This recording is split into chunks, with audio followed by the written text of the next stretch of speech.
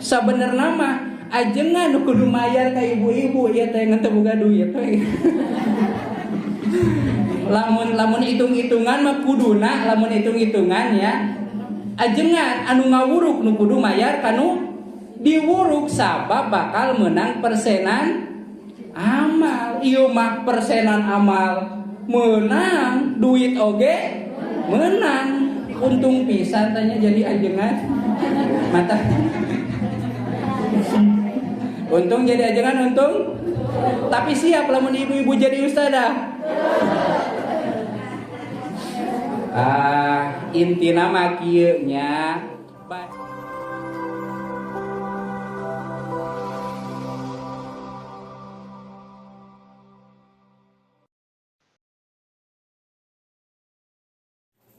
Assalamualaikum warahmatullahi wabarakatuh.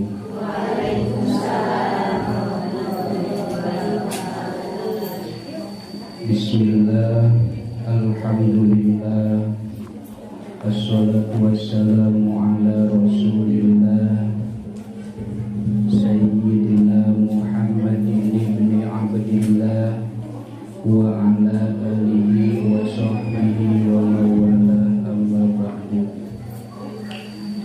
Puji sinarang syukur kagungan Allah subhanahu wa ta'ala, rahmat sinarang salam mugia sapapaosna dinumpah curahkeun ka junjungan alam nyatana habibana wa nabiyana kanjeng Nabi Muhammad sallallahu alaihi wasallam. Tehilap ka kulawargina, para sahabatna, tabi'in atba'u tabi'in, bahkan dugi ka umatna, dugi ka yaumil jaza. Mudah-mudahan ngingikeun syafaat anjeunna, amin ya rabbal alamin. Dipayun sejama haturkeun nuhun ka pengatur waktu panjajah acara anu parantos nasihan waktos kangge ngalajengkeun hancadersan anu dicandak tina fantasawuf nyaeta kitab Kifayatul Adqiya. Hadirin rahimakumullah,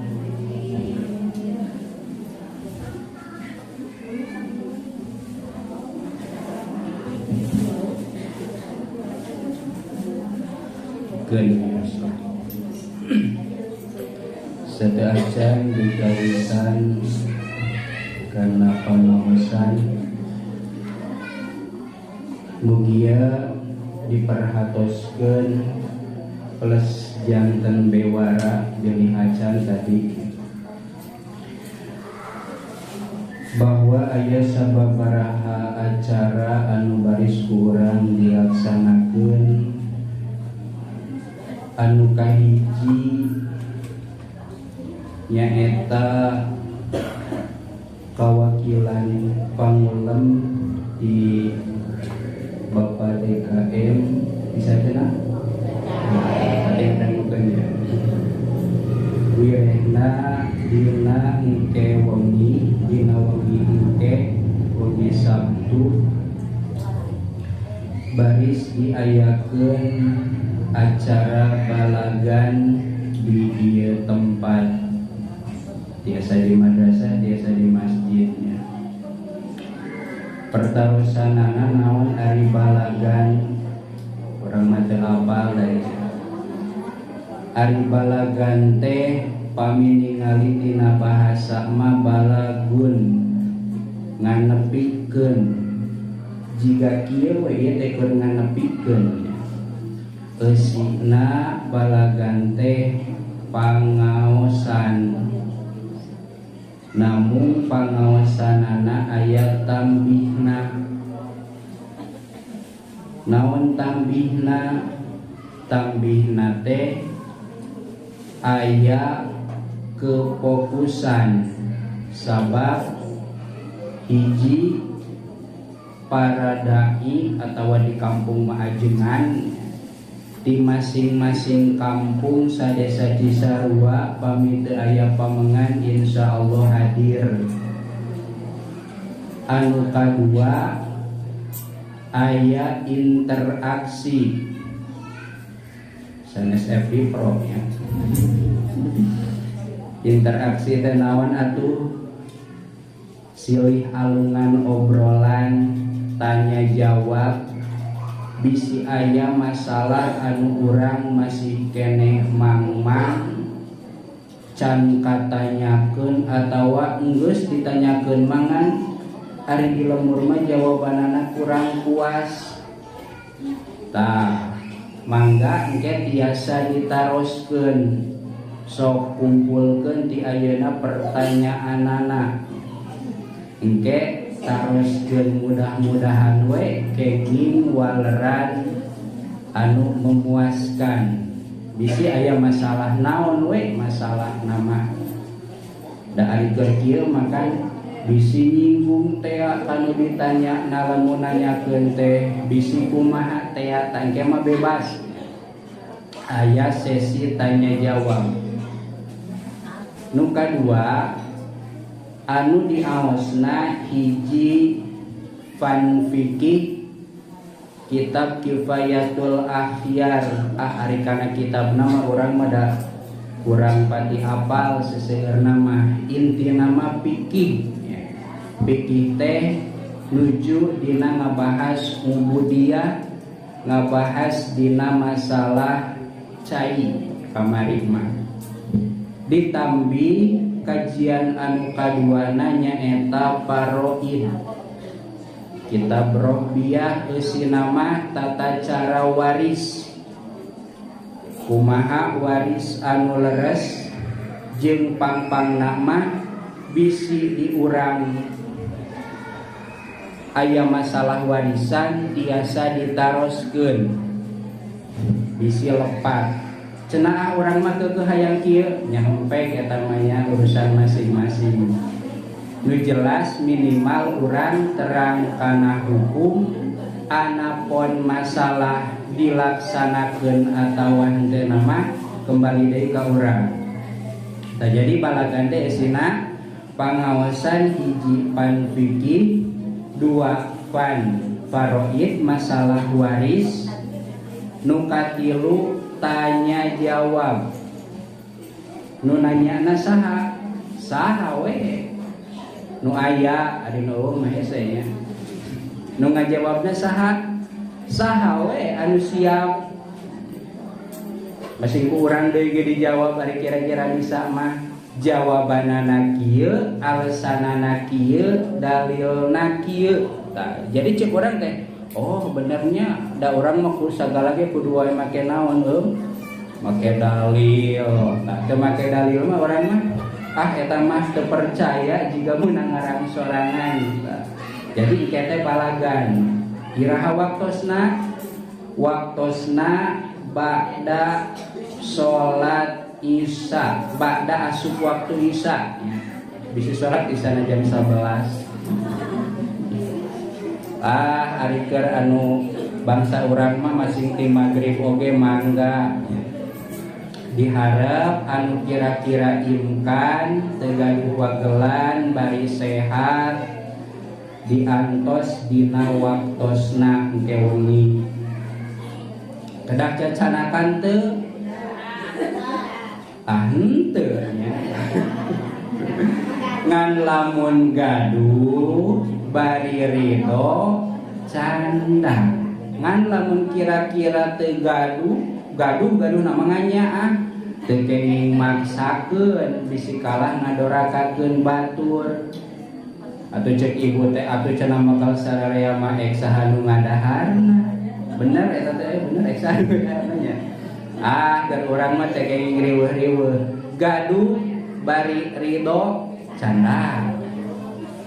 Teu gaduh teu kenging nyandak, nu penting tiasa hadir, tiasa nambihan ilmu. Cenah teu aya nu nuang bekal deui. Datang lengoh mulang ridu nyakeun we nya daripada mubah. Nah, jadi inti nama diantos dina engke wengi kangge haladir anu imkannya anu memungkinkan nu kira-kira aya wagelan mah teu kenging teuing maksakeun da moal didenda ieu teu hadir ge. Nah eta kahiji perkawis balagan. Kangge pematerina nu kapayuna hiji Bapak Ketua MUI Desa Bapak Ajun Suhana, nu kadua Al Ustad Husni Mubarok. Eta kangge pemateri anu kapayun. Anapun engke aya sesi tanya jawab mah eta mah bebas nya. Bebas naroskeun nanaon wae, masalah nanaon wae nu kira-kira di urang aya unek-unek mangga taroskeun. Eta hiji balagan. Paham ya? Nah, dua dinten ahadna teh yaumul ijtima. Yaumul ijtima. Urang masuk yaumul wungkul mangga ngan eta lamna menang maling tina lapan ijtima. Tina naon lah disebut nama yaumul wungkul ge. Ngan lamna menang maling. Dinten ahad di mana tempatnya? Oh, tos tararangnya di Cikondang. Dicakeun anu kamari aya pergeseran tanah jadinya. Oh, niatan sing sae niat ngaos, teu kenging niat bade ningali taneum. Sanaos dina buktosna pas ka ditu teh ningali taneum teu nanaon eta mah nya, nu penting niatna ngaos. Anak pontos di ditu ningali taneum nya mangga eta mah nya. Nu penting ti dieu teh kenging niat ningali taneum. Sanajan di ditu ngaos nya teh kenging eta mah. Masalah hate eta mah masih tadi obrolkeun oge nya. Dua nu katilu aya pangulem ti kersana pun ua mana pun ua lah eta nu nganya acu beureum. Neng Uni kadang nama teh Uni eta teh nya. Engke dina waktosna teh dinten Senin saatos asar. Tempatna di ditu di Cipulur di warung. Insyaallah-nya di wartos dan saatos asar urang mah saacan asar tos standby nya. Alhamdulillah. Nah, kangge syukuran isi nama tahlil hadoroh nya diantos dina waktosna ieu oge sami anu imkan anu teu nuju gaduh pada melana naon wagelan.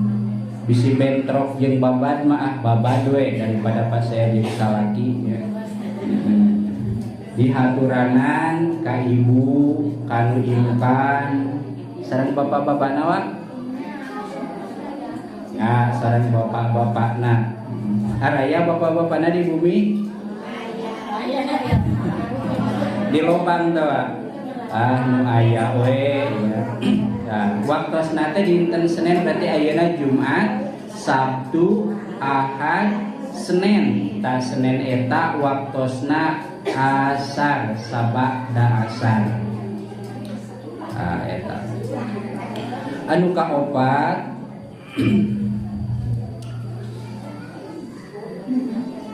nyuhunkeun berkah Fatihah kangge anu teu damang wargi urang sadayana. Kersana Mang Nurdin putra Nabi Momo aya bi Momo hadir ya menuju ngantosan kamari panyawatna rada repot uang nuhakeun ku sadayana mugia anjeunna dipaparing kasabaran didamangkeun sabihara-bihari oge ku teu damangna ngajantenkeun wasilah kana naik derajat munggu Allah Subhanahu wa taala. Umum nama kangge sahawe nu teu damang atawa anu can damang eta oge sami pamudah-mudahan ku teu damangna sing dijantenkeun wasilah kana naik derajatna munggu Allah Subhanahu wa taala. Al-Fatihah. A'udzu billahi minasy syaithanir rajim. Bismillahirrahmanirrahim. Alhamdulillahi rabbil alamin. Ar-Rahmanir Rahim. Maliki yaumiddin. Iyyaka na'budu wa iyyaka nasta'in. Ihdinas siratal mustaqim. Siratal ladzina an'amta 'alaihim ghairil maghdubi 'alaihim waladdallin. Terakhir neda doa kangge pribados kangge simkuring wirehna dina dinten ayeuna dinten Jumat engke sabada Jumat ari kedah nama ti tabuh 10 oge teu setar gaduh pamaksadan insyaallah panginten ngawakilan lemburnya da teh dieu teh aya nu angkat tapi ningali dina data mah aya angjunan angkat sami terus mohon bade mondok nya aya mondok teh bobo bade masantren di pesantren ibu saha ketua pataya ketua muslimat ibu neneng alawiyah di dinya bade pembinaan seputar amaliyah kirang langkung 3 dinten di ditu nama duka kumaha ngan anu jelas pami ningali tina schedule terang schedule terang eusi acara anu baris dilaksanakeunana nyaeta hiji pengenalan plus pembinaan seputar ubudiyah amaliyah inti nama nambihan wawasan bisi urang can terang abi di ditu meureun mondok bobo teras engke kekenginganana lamun kekengingan insyaallah didugikeun ka para ibu sadaya pidoana pamugia acarana dilancarkeun simkuring oge sami disehatkeun dilancarkeun oge diberkahkeun dina sadaya anu baris dilaksanakeunana ala hadhihi wa kulli niyatin sholihah nas'aluka Allahumma al-ijabata al-fatihah. A'udzu billahi minasy syaithanir rajim. Bismillahirrahmanirrahim. Alhamdulillahi rabbil alamin. Ar-Rahmanir Rahim. Maliki yaumiddin. Iyyaka na'budu wa iyyaka nasta'in. Ihdinas siratal mustaqim. Siratal ladzina an'amta 'alaihim ghairil maghdubi 'alaihim waladdallin. Oke, hapuntenna ka ibu-ibu TK ya, taman kadaluarsa. Wengi Sabtu engke mabalagan, wengi Ahad sareng wengi Senin sanes liburnya teu kenging teu ka masjid. Naon we tos di masjid mah itikaf atuh sanaos henteu ngaos. Tos Bismillahirrahmanirrahim. Hancana kantun tummastagil bil ilmi au bi ibadatin. Aya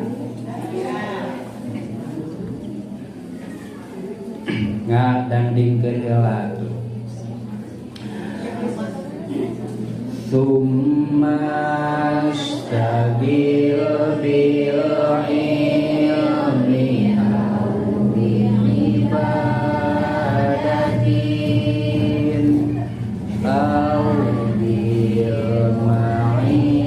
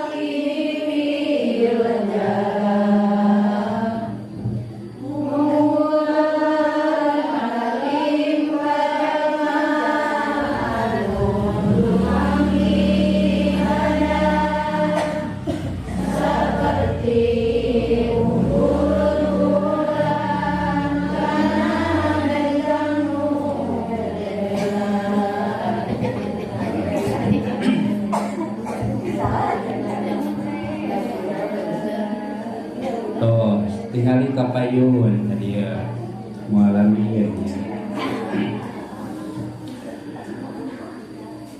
bahwa pikeun jalma anu Islam anu iman jika orang sadaya we di dieu nya iman Islam sabada kamari ngagumatikeun sabada nyaring teh salat subuh geus rada beurangna salat duha jiga nama tadi satu acan arangkat ka dieu dari pahalanya nya gitu. Nah, salajengna summastagil bil ilmi au bi ibadatin pikeun jalma anu hoyong waktuna berharga alias teh sia-sia henteu waktu teh dipake gabur we tuluy nya sapopoe di isuk-isuk nepi ka burit ari pas geus burit ari urang geus meunang naon ya poe ayeuna tah supaya henteu sia-sia waktu teh summastagil bil ilmi jalma anu nyaah kana waktu mah sok katungkul ku ilmu. Ilmu teh sanes berarti ngaji. Ngan ngaji bagian tina ilmu.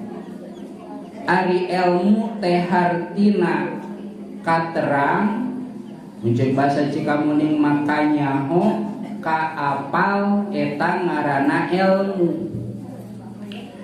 Di isu-isu kurangnya sabada duha tadi berarti sabada berangkat ka dieu dugi ka ayeuna tanya ieu ka diri urang geus nambahan ilmu acan cek urang teh cek ibunya cek sahawe alhamdulillah nepi ka jam 9:30 teh urang geus meunang ilmu nyieun comro da tadi ngobrolkeun comro geus menang ilmu babad da tadi ngabahas babad tu belah tukang geus menang ilmu ngasah parang da tadi ngobrol-ngobrol parang ledu ilmu eta teh bahkan ayeuna lamun teh mah ngabadungan geus terang bahwa anu nyaah kana waktu mah kudu katungkulna teh ku ilmu tah eta katungkul ku ilmu teh bagian tina mikanya kana waktu dalam kurung mikanya ka diri da jalma anu teu nyaah kana waktu mah teu nyaaheun ka diri eta teh hakikatna mah sangaguluyurna we hirupna teh kabawa kusakaba-kaba, padahal tiap waktu, tiap jam, bahkan tiap detik eta teh bakal dipenta pertanggungjawabanana. Maka di dieu jalma anu mikanyaah ka diri, mikanyaah kana waktu, sok katungkul ku ilmu. Di antara katungkul ku ilmu teh waktu ngaji daek ngaji, di antara na eta tehnya naon we da ceuk tadi ilmu mah teu kudu di pangajian wae, di sawah bisa menang ilmu, bisa ngobrol jeung tatangga bisa menang ilmu, bisa asalkeun urang memfokuskeunana kana ilmu, lain kana ngobrolkeun batur anu goreng. Au bi ibadatin, atawa jalma anu nyaah ka dirina teh sok katungkul ku ibadah. Maksud katungkul ku ibadah teh lain berarti ngaduk-duk salat di isuk jedur nepi ka peuting jedor nya. Salat we di isuk-isuk, burang salat, burit salat, peuting salat, waktu sare salat. Katungkul ku ibadah teh sanes berarti kitu. Tapi katungkul ku ibadah teh ngajadikeun setiap waktu nu karandapan ku urang eta jadi ibadah. Contoh, urang mangkat ka madrasah ka dieu niatna naon? Ngaji nya, ngaos. Ari ngaos ibadah sanes ibadah.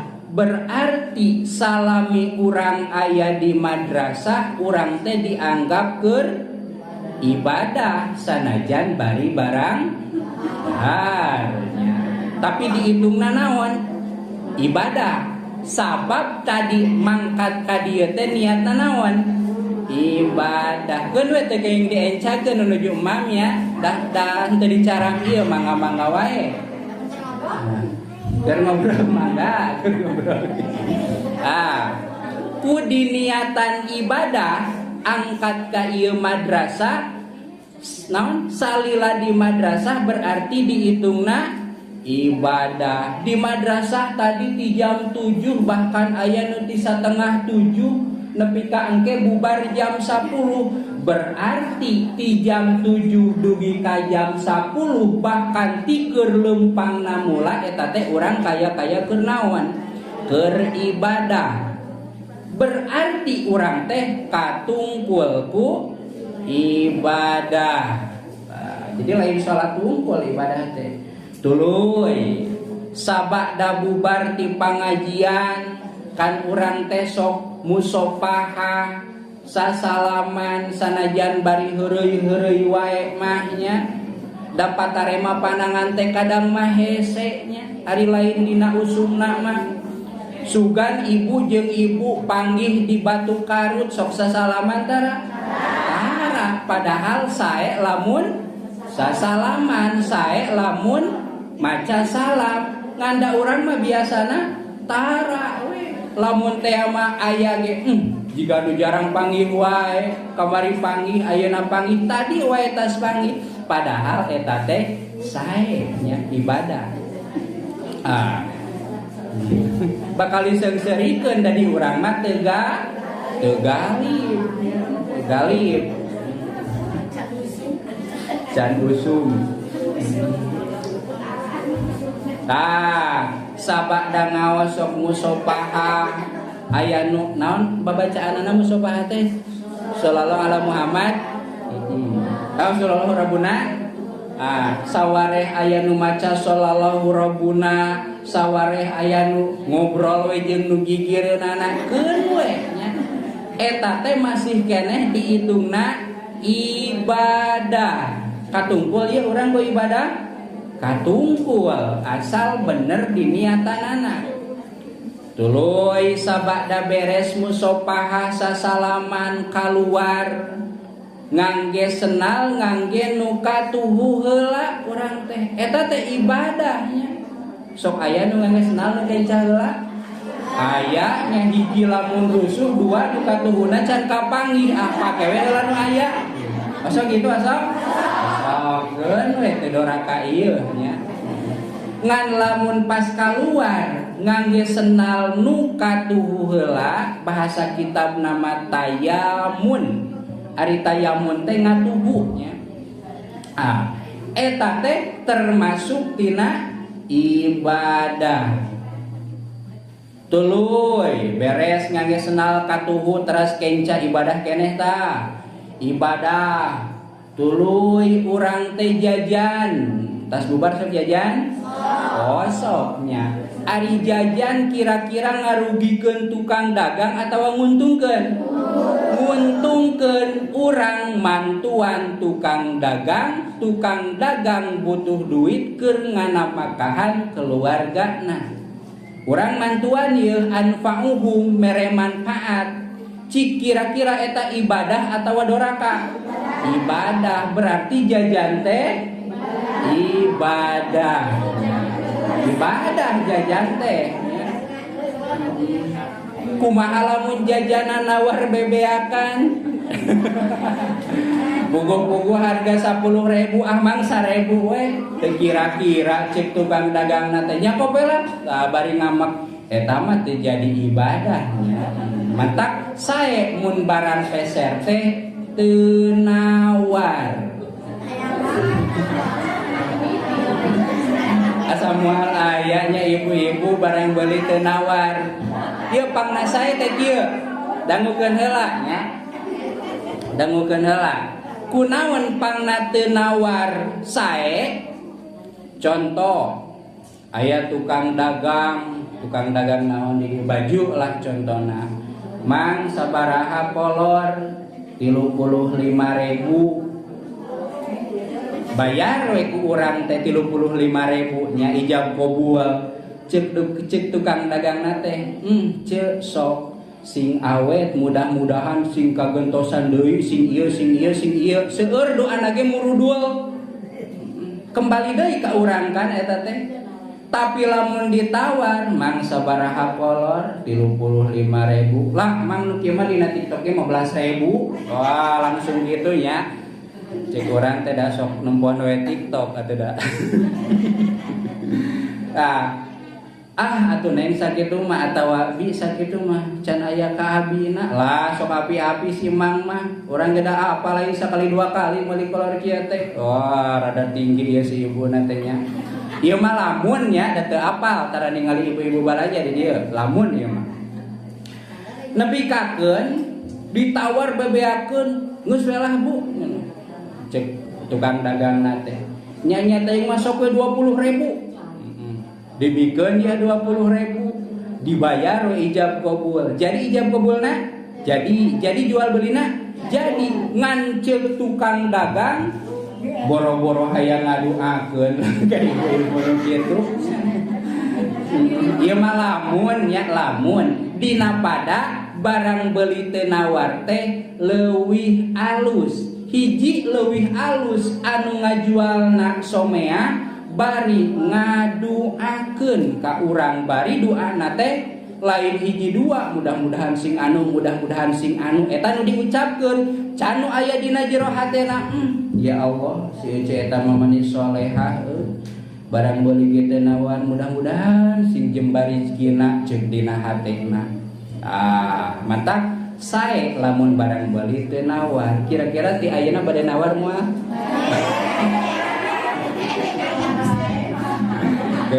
nya eta mah manusiawi dan mangga nawar ge asal nu wajar nya teu dilarang teu nya mangga wae ngan lamun pas sae keneh teu nawar. Tanu penting mah urang mah terang we heula anu naon anu sae nya. Anapun masalah dipigawe atawa henteu nama kembalikeun deui ka urang gitu kumaha urangna. Tuluy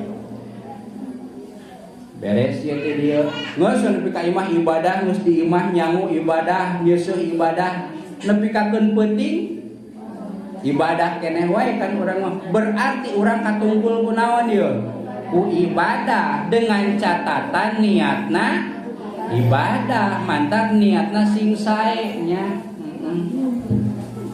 tuluy au bil maisati menyanak buku mah bari tingali nya dan nu abi dibahas teh nu ieu nya sanes ngacapruk ka ditu ka dieu atawa katungkulna teh ku maisah naon maisah lain maisah aya maisah eta nabi maisah sanes maisah ya ari maisah teh neangan jang kahirupan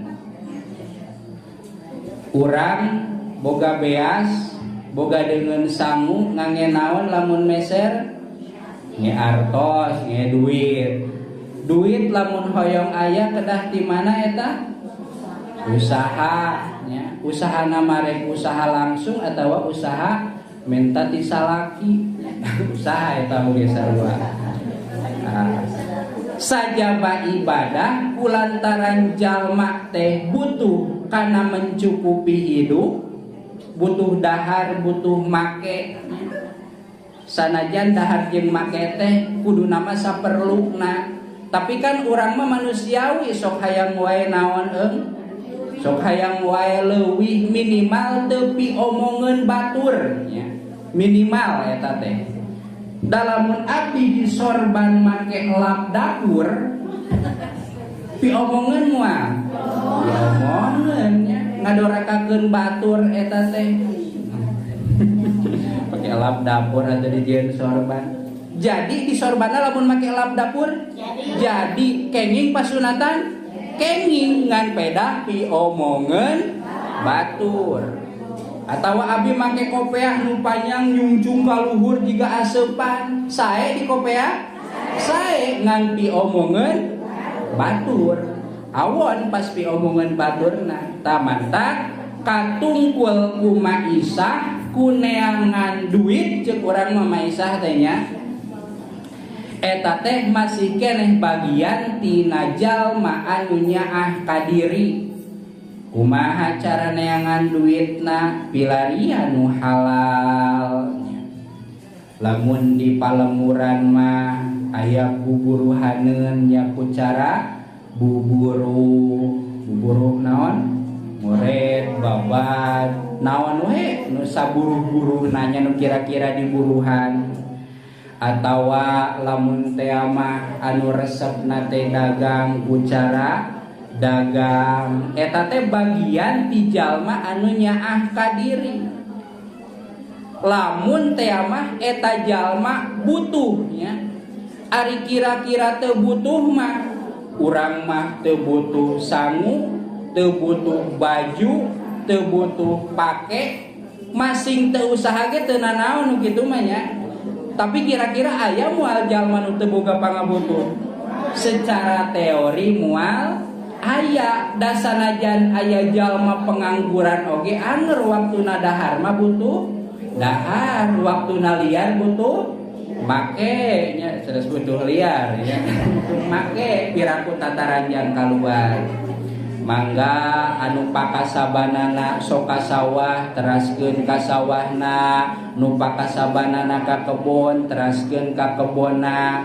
nu pakasabanana dagang teraskeun dagangna naon we pakasabanana mah nu penting urang bisa kacukupan sanajan tugas mencukupi urang teh salaresna mah tugas caroge nya tugas caroge teu kudu urang buburu ka ditu ka dieu tapi caroge anu kudu nganapakahan urang tapi kulantaran di urang mah rata-rata nya henteu sadayana rata-rata ibu-ibu teh teu terang kana kewajiban caroge mun sapoe kudu mere sabaraha kan urang mah teu terangnya tukang hajat teu dibejakeun bareng ami teu dituntut nya tah kan kewajiban caroge teh nya wartoskeun ka caroge tiap poe kudu mere dahar minimal beas atu 8 on mun diartoskeun mah kira-kira 10.000 beasna 10.000 deungeunana cekak moal 10.000 sadinten. Nah. Eta teh kewajiban salaki anu ulah dicokot deui ku salaki. Kan ari urang mah dahar ge kumaha bareng da teu apal teh bari urangna ridho, ari ridho mah mangganya teu jadi masalah. Ngan lamun urangna teu ridho mah urang bisa nuntut ka salaki teh. Mana ieu napakah poe ayeuna mangkaning sabulan can nganapakahan jadi hutang eta teh nya. Lamun istrina teu ridhoeun, ari ridhoeun mah abi mah ridho masing teu diparaban ge. Asal tunjung AA we tah ari eta mah mangga nya teu jadi doraka ka salakina. Tuluy kewajiban salaki teh dina tiap genep bulan wajib makean sapangadeg kanu jadi pamajikan. Genep bulan sakali ya berarti bulan genepnya wajib pangmeulikeun ti mimiti tiung baju nepi ka handap nepi ka sendal sepatu wajib salaki teh sataun 2 kali. Osok salaki urang gitu osok.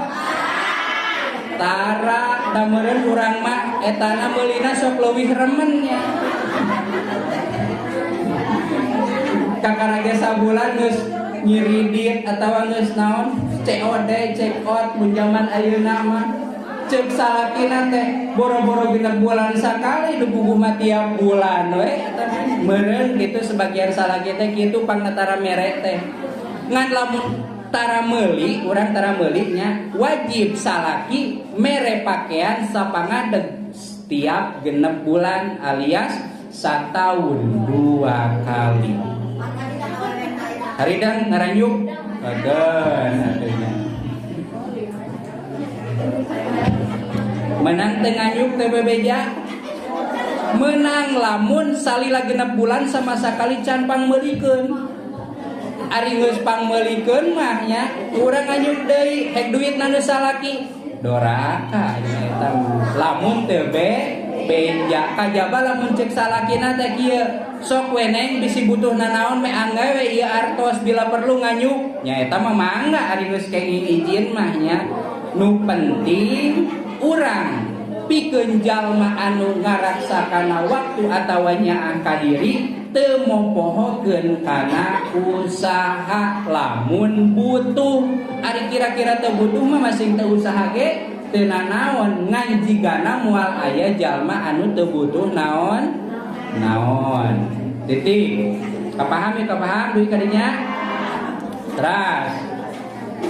Sajajar deui. Sajajar deui. Fali alimin fadlun ala man ya'budu. Fadlal buduri alal kawakibi fil jala. Saterasna pali alimin padlun ala man ya'budu. Jalma anu boga ilmu anu alim. Di urang makan lamun nyebut jalma alim teh tertujuna soka saha kaajengan, ka ustad, lamun di kota maka dukun, orang pintarnya, orang pintar teh saeusina teh dukun paranormalnya. Teterang orang pintar teh wa. Fa alimin jalma anu boga ilmu di urang masuk langsung tertuju ka ustad, ka kiai, ka ulama, padahal masih urang-urang ge bisa da urang baroga naon ieu boga ilmu. Jalma anu boga ilmu maksudna maloba ilmu teh sok ngawurukan kana ilmu ka batur teh. Kan urang-urang ge osok ngawuruk ka batur, osok ngan urang mah tara di mejaannya. Sok ibu-ibu mun ngobrol, "Ieu ceuk lamun ieu teh kudu kieu jeung tatangga teh." Keur ngawuruk eta, keur ngawuruk ngan teu ngangge naon? Teu ngangge meja. Moal aya nu nyuguhan cai ngawurukna eta mah ngan sami dina pada keur naonna? Ngawurukna. Ceuk ibu teh ka ibu deui, urang mah tadi mah nyeri beuteung. Ieu nyeri beuteung mah ku ieu, ku lampuyang, ku naon deui? Ku koneng atawa ku naon we? Eta keur ngawuruk sanes. Keur ngawuruk eta oge ngan teu disuguhan cai, teu di mejaan ngawurukna eta mah padahal sami eta oge ngawuruk. Fa'alimin fali alimin jalma anu boga ilmu bari sok ngawurukeun kana ilmuna kabatur kerucutkeun ustad mun zaman aya namanya atawa kiai lah heula eta teh padlun alaman ya'budu leuwih unggul daripada jalma tukang ibadah. Berarti iya merenya dalil ajengan karebluk teh. Kewan baca deui nya, teu kenging salah paham. Cek masyarakat teh ka ajengan di ditu ieu mah di ditu nya, amin teh anu kasinggung. Kang ajengan kunaon tung tara katingali salat duha.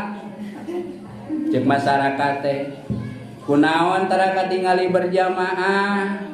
Kunaon tara katingali mingguan, kunaon tara katingali bulanan jeung satuluyna. Ceuk ajengan teh kieu jawabna teh. Ieu ilustrasi supaya kahartinya heula. Ceuk ajengan teh, tong salah. Ajengan mah sanajan tara ibadah, maksud tara ibadah teh di luar salat 5 waktu. Eta teh ceuk dina kifayatul azkiya oge, ieu kitabna teh. Leuwih utama daripada nusuk ibadah. Itu cenah dalilna teh. Ibu-ibu anu tepati apal kana perilmuannya, perilmuan peribadahan ngaduk-duk salat ajengan sare. Eta teh utama keneh ajengan cenah. Mana dalilna? Ieu pali alimin padlun alaman ya'budu. Jalma anu loba ilmuna eta teh leuwih unggul daripada jalma nu tukang ibadah. Cek ibu teh. Asa teh adil ieu hukum teh. Maksudna kieu nya, eta mah jangan les wungkul salaresna mah. Maksud pali alimin teh jalma alim, jalma boga ilmu bari ngamalkeun kana ilmuna. Da percuma jalma boga ilmu apal hukum tapi tara salat acan. Contoh kabikeun we nya. Abi apal ilmu salat. Insyaallah nya bisa jadi poho ya ayeuna. Abi apal tata cara salat. Heg abi teh teu migawe salat. Eta henteu ngunggulan nya jalma nu kitu mah. Tapi anger we doraka kacacat leuwih unggul daripada jalma nu tukang ibadah. Maksud jalma pinter atawa jalma alim leuwih unggul daripada jalma tukang ibadah, kieu maksudna ya. Wang contohkeun supaya kaharti. Abdi nya sanes berarti abdi ngaku leuwih unggul tapi nya supaya kaharti ya masing saha-saha wae oge ya. Abdi ngawurukan bab salat ka ibu-ibu dugikakeun ibu teh apal. Contohna ibu teh tadina can apal nya dari ieu mah geus apal. Ibu-ibu teh can apal salat tadina teh diwurukan dia ku abdi teh nepi ka saapalna ibu-ibu teh. Tuluy we ibu-ibu teh rarajin salat, katungkul salat bari khusyuknya. Abi oge sarua salat nya henteu kena-kena geus ngawurukan. Salat mah bagian batur urang mah ngabejakeun unggul teh kitu maksudna. Abdi nu ngawurukan salat komo geus apal ilmuna, ibu-ibu nu kakara apal ilmuna oge sarua milu salat. Ibu salat diganjar ku Allah. Ganjaranana keur saha? Keur ibu, keur saurangeun. Tapi jalma nu ngawurukan kana salat saja bak manehna salat menang ganjaran jiga nu diwurukan, tapi menang bonus muncul zaman ayeuna mah menang ganjaran tambahan tina ngawurukan ibu-ibu. Tiap ibu-ibu anu salat nu ngawurukna teh menang persenan eta teh. Da ibu bisa salat teh melalui eta nu ngabejakeun. Lamun abdi nu ngabejakeunana berarti melalui abi. Kahartos teu pangnangunggulanana. Jadi ibu mah salat teh keur saha wungkul? Keur ibu wungkul, tapi nu ngajarkeun anu nepikakeun ibu terang menang persentase ti masing-masing anu salat. Da ibu bisa salat teh wasilah atawa perantara na eta nu ngawurukan salat. Tapi nu ngawurukanna ge kudu daek kumaha? Salat. Ta eta maksad alim anu ngawurukan anu boga ilmu leuwih unggul daripada anu tukang ibadah. Salat mun diantarana etanya da ari ibu mah salat teh keur sadirieun nya, apalagi tinu ngawuruk. Ari nu ngawuruk mah tiap ibu anu salat eta teh aya persentase ditambah ku eta jalmana salat. Atuh jelas cik logika oge ganjaranana bakal leuwih loba mun ikhlas eta ge nya. Ari hayang kapuji mah urang mangawuruk teh hayang keren, hayang viral dina hate teh nya, hayang terkenal. Jadi ilmu manfaat nama ngan pedah ku niat anu goreng teu jadi ibadah. Mantak gede gogodana keur jalma anu tukang nganepikeun hukum. Da hayang ikhlas teh atuh perangna oge lain saeutik. Harewos ti gigirnya, nu ngaharewos teh naon nafsu nya, sanes berarti ngaharewos jalma. Ieu maneh teh ayeuna teh contoh ieu supaya kahartinya. Ayeuna teh bagian show teh naon teh bagian tampil hareupeun ibu-ibu sing alus sorban teh hadunya sing gaya istrika heula supaya naon supaya katinggalina teh gagah cik bisikan ti gigir. Maneh teh da bagian tampil cik atuh sakalian tampil mah baju teh sing katempona teh hade. Tuluy we abdi teh pas asup ka dieu teh ibu-ibu nempukeun sapan urang. Gigir urang. Tadi kesaeutik omikeun. Baju di kesaeutik jadi kesaeutik. Dengan niat hoyong katingali, hayang katingali rapi. Beureun si ibu itu melong wae buat teuing kagum ka urang euy bajuna rapi. Contohnya dari abi mah kurang peduli kana baju teh nya. Tah, eta teh kan gogoda, ibu oge sami bade ngaos teh. Make acuh nu mana ya poe ayeuna dipilihannya. Gak ada baju, hubungnya salomari oge ya. Asal gitu asal. Keun ya, da ngaranna ge awewe perhiasan ari awewe teh disandingkeun ge kudu jeung nu aralus. Ieu mah geus Jumat kamari, ieu mah geus we basa dipake bulanan, nu ieu mah geus. Nah, kan terkadang gitu nya ari istri mah. Kenging milihan acup mun bade ngaos.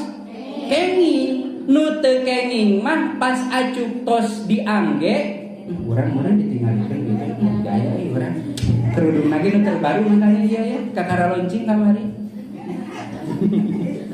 Tah nu teu kenging mah gaduh emutan eta nah anapun masalah ngangge mah bebas berarti ieu pagawean naon ieu pagawean hate nya teu berarti kieu si itu make cek dibunuh hiji deui teh si itu mah hayang kapuji jigana make baju teh mane kitu belum tentu da eta mah masalah hate buat teuing hayang kapuji keneh nu make baju butut buat teuing nya urang marek sederhana biar kelihatan sederhana rek make gedupang bututna abi ku batur disebut naon sederhana disebut tawado goreng keneh nu kitu naon nu gorengna hatena. Jadi kendalikeun hatena, hate urang. Asalkeun ulah hayang kapuji, hayang anu araraneh gitu tah. Tinggal kendalikeun eta. Nah, anapun ngangge nu alus, nu butut, anu ngoncrang, anu cerah, eta mah hak urang. Nu penting hate urang lempengkeun tah.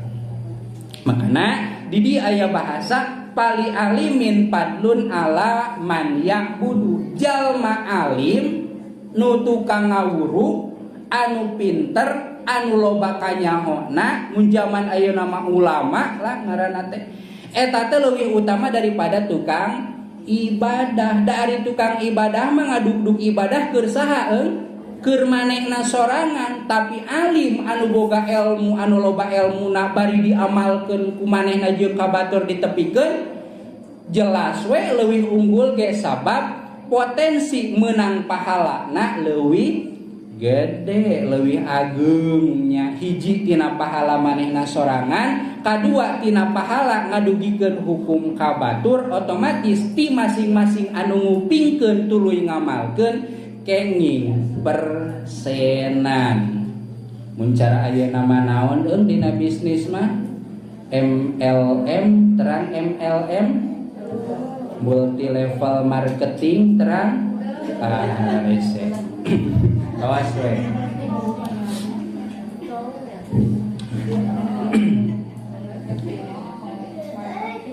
Lamun dina dagang mah jiga tukang naon tukang top up dan tukang pulsa atau nu gampang namanya tukang pulsa aya di dia tukang pulsa pasti ngartian tukang pulsa mah nya mun saja teu ngarti tanyakeun ka tukang pulsa. Tukang pulsa tiap ngisi anu batur eta tukang pulsa kenging persenan ti upline ngaranna ti sponsor ti luhureun urang. Semakin banyak orang ngisi pulsa, semakin banyak orang menang persenan. Tak gitu atuhnya gampang nak mah. Urang tengesian wae pulsa batur, urang menang duit teu? Henteu, tapi urang ngeusian pulsa batur, urang menang persenan. Jalma anu pinter tapi teu ditepikeun ka batur, menang persenan moal, tapi lamun ditepikeun ka batur ti masing-masing anu ngupingkeun bari ngamalkeun kenging persenan. Ngan bedana teh lamun dina tukang pulsa mah rek ikhlas atawa henteu tetep menang persenan. Ari keur alim jalma anu nepikeun ilmu mah menang persenan sote lamun ikhlas. Ari teu ikhlas mah kitu tah. Fali alimin fadlun ala man ya'budu bandinganana fadlal buduri alal kawakibi fil jala teu beda we sapertikeun unggulna bulan ayo urang mah jauh ka bulan cahaya bulan jeung cahaya bintang. Kabayang ku urang bedana cahaya bulan jeung cahaya bintang? Kabayangnya sanajan mungkin dina bukti nama gede keneh naon bintangan jauh ya lamun cek nusok sakola mah dari orang mah nepi ka SR baheula nya geus we ti dieu lamun ti bumi ningali bulan jeung bintang teh gede mana gede bulan tah ngunggulanana jalma anu boga ilmu atawa alim jeung tukang ibadah teh sarua bandinganana jiga bulan ngabandingan bintang. Berarti gede keneh naon ieu? Gede keneh bulan secara kasat mata. Ari bintang leutiknya kacirina leutik nyas-nyasane. Kajaba bintang timur nasok rada gede teh. Kitu ngunggulanana teh. Nah make kitu make ngunggulan ceuk tadi alim jalma nu boga ilmu mah da menang bonus di saeung tinu diwurukna. Sabenerna mah ajengan nu kudu mayar ka ibu-ibu ieu teh ngan teu boga duit we. lamun hitung-hitungan mah kuduna lamun hitung-hitungan ya ajengan anu ngawuruk nu kudu mayar kanu diwuruk sabab bakal menang persenan amal. Ieu mah persenan amal menang, duit oge menang. Untung pisan tanya jadi ajengan. Mata. Untung jadi ajengan untung. Tapi siap lamun ibu-ibu jadi ustadzah. Intina mah kieu nya bade jadi naon-naon wae oge usahakeun hiji sing syukur, Dua, lamun boga pagawean niatan sing alus. Niatan sing alus, tapi pagaweanana lain dorakanya. Urang mah rek ngalacengek ngan rek diniatan ngaji tuh bisa gitu mah ya. Maksud diniatan alus teh pagaweanana minimal menang dipigawe, menang dipigawe ulah anu haram. Urang mah rek naon ngalacau ngan rek diniatan ngaji teu bisa eta mah nya. Nu diniatan alus teh lamun teh mah pagaweanana oge alus lain anu sok dicara gitu inti nama.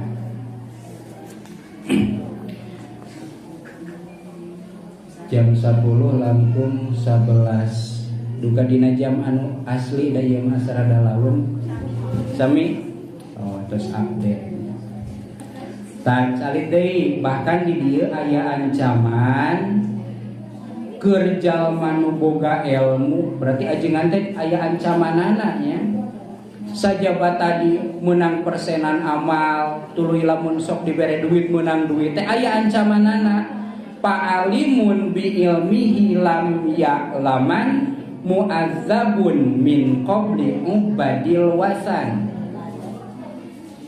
Jalma anu seueur katungkul atawa jalma anu loba ilmuna tapi manehna tara ngamalkeun ngan kabatur we hungkul lamun urang mah jiga ilmu naon ilmu lilin ya atau ilmu ajuk teh naon tanu kitu nya ari batur dicaangan ari urang poe tapi leuheung nya eta oge mere manfaat kabatur tapi tetap alimun bi ilmihi lam ya'laman jalma anu ngarti tapi teu ngamalkeun kana ilmuna eta teh mu'azzabun bakal pangheulana disiksa min qabli ubadil wasan bahkan leuwih ti heula disiksana daripada jalma nu sok nyembah kana patung.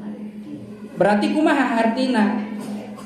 Lamun teh mah alus, lamun teh mah jalma anu nyembah kana patung diitungna butut, maka jalma nu boga ilmu tapi teu ngamalkeun kana ilmuna, teu diamalkeun ku diri atawa ka batur, eta teh leuwih goreng nya dina pada naonana, dina pada dicaramna, dina pada gorengna nepikakeun di dieu diancam disiksana teh samemeh jalma anu tukang nyembah patung.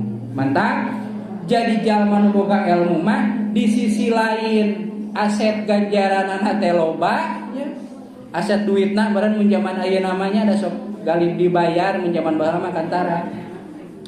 Ngan di sisi lain ancamanana oge ageung. Saeutik we ngagalicet bakal leuwih cilaka daripada jalma anu barodo.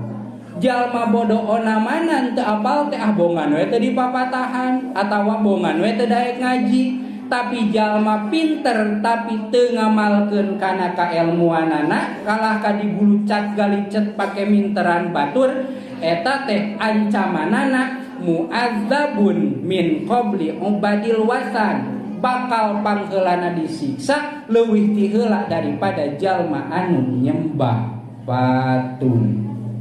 Makana wa kullu man bi ghairi ilmin ya'malu a'maluhu mardudatun la tuqbalu. Ngan sabalikna jalma anu daek ibadah tapi teu jeung ilmuna dengan syarat eueuh tempat ngaji, ibu daek salat teh, daek ibadah teh, ngan pedah tara daek ngaji nepikakeun teu apal tata cara nu bener, eta teh a'maluhu mardudatun la tuqbalu. Amalna teh teu ditarima. Nu teu ditarima teh amalna nya.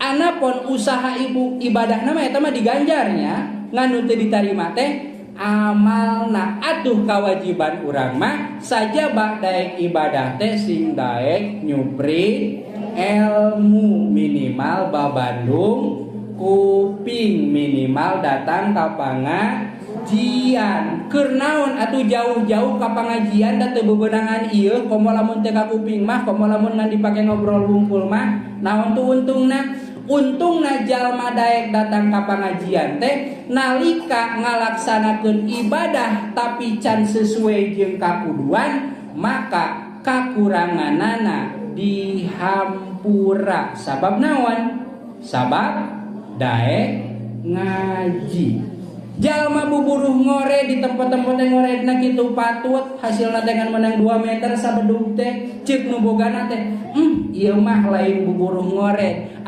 nuhun we geus datang ka tempat ngored dalamun muruhkeun masa kitu ku sorangan sajam ge beres tah urang mah hitung-hitung kitu ibadah teh nya henteu ari sampurna mah ngan asal aya we cohe kunu boga kebon dibere dari muruhan mored mah teu wani teu saimbang sakieu mah ieu mah muruhan kadae datang ngaji di dieu ngobrol keun we nya da teu ujug-ujug rarepeh sarerea atuh ari rarepeh kabeh mah meureun teu aneh nya eueuh tantanganana ira repeh kabeh mah nya sunnatillah aya nu rarepeh aya nu ngomong gitu muncul Pak ketua MUI Cinea mah atuh ngomong-ngomong datang pengajian nu penting jaga-jaga nalika urang ibadah minimal urang dihampura lamun kene masih kene aya kakurangan ta eta keuntungan anak teh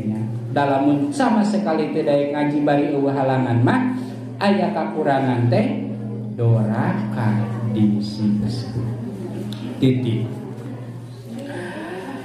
innal ilaha wa ahla kulli samaihi tos benten masalah eta mah cekap mudah-mudahan ageng manfaatna nu leresna ti Gusti Allah nu lepatna mah murni kalepatan disingkuring hapunten tina sadaya kakirangan ugi kalepatanana bilih teh mah seueur bahasa anu kirang mernah nyuhunkeun dihapunten anu saageng-agengna kumaha bade ngapunten wallahu muwaffiq ila aqwamit thoriq wassalamu alaikum warahmatullahi wabarakatuh.